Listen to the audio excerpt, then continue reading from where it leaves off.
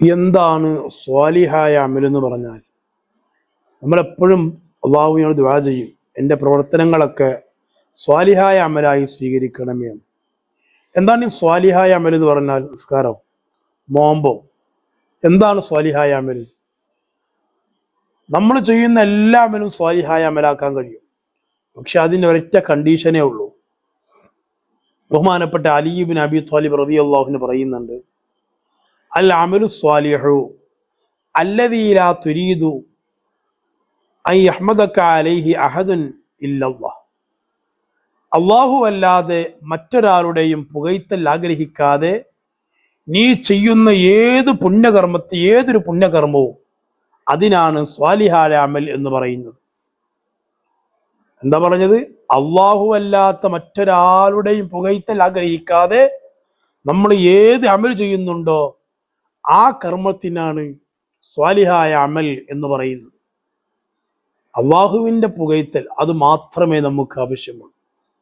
ജനങ്ങളുടെ പരസ്യമായ പ്രശസ്തിയോ ആളുകളുടെ കയ്യടിയോ അതല്ല നമുക്ക് ആവശ്യം. അതൊന്നും ആഗ്രഹിക്കാതെ അള്ളാഹുവിൻ്റെ പ്രീതി, അവൻ്റെ പൊരുത്തം, അത് മാത്രം ലക്ഷ്യം വെച്ചുകൊണ്ട് നമ്മൾ അമലുകൾ ചെയ്യണം. ആ പ്രവർത്തിക്കാണ് സത്യത്തിൽ സ്വാലിഹായ അമൽ എന്ന് പറയുന്നത്. അവർക്കാണ് ശാശ്വതമായ സ്വർഗമുള്ളത്.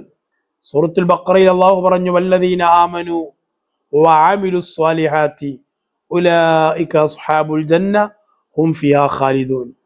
സത്യവിശ്വാസികളായ ആളുകളും സ്വാലിഹായ അമൽ ചെയ്യുന്ന ആളുകളും അവർ കാലാകാലം സ്വർഗത്തിലാണ്.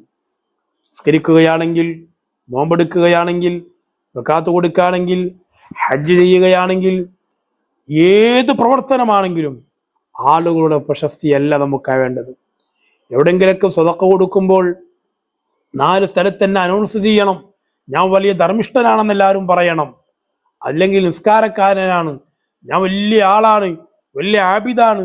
ജനങ്ങളുടെ പുകഴ്ത്തലും ആളുകളൊക്കെ അത് റെക്കോർഡ് ചെയ്യണം, ഞാൻ വലിയ സംഭവമാണെന്ന് പറയണം. അതല്ല സ്വാലിഹായ അമൽ. ആ അമൽ ആ ചിന്തയോടുകൂടെ പോയി. സ്വാലിഹായ അമൽ എന്ന് പറഞ്ഞാൽ അള്ളാഹുവിൻ്റെ പൊരുത്തം, അള്ളാഹുവിൻ്റെ പുകഴ്ത്തൽ, അത് മതി നമുക്ക്.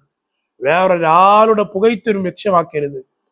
അങ്ങനെയുള്ള അമലുകൾ നമ്മുടെ ജീവിതത്തിലുണ്ടോ എന്നാൽ നമുക്ക് രക്ഷപ്പെടാൻ കഴിയും. അല്ലാഹു തആല നമ്മുടെ അമലുകളൊക്കെ സ്വാലിഹായ അമലായി നമ്മിൽ നിന്ന് സ്വീകരിക്കുമാറാവട്ടെ.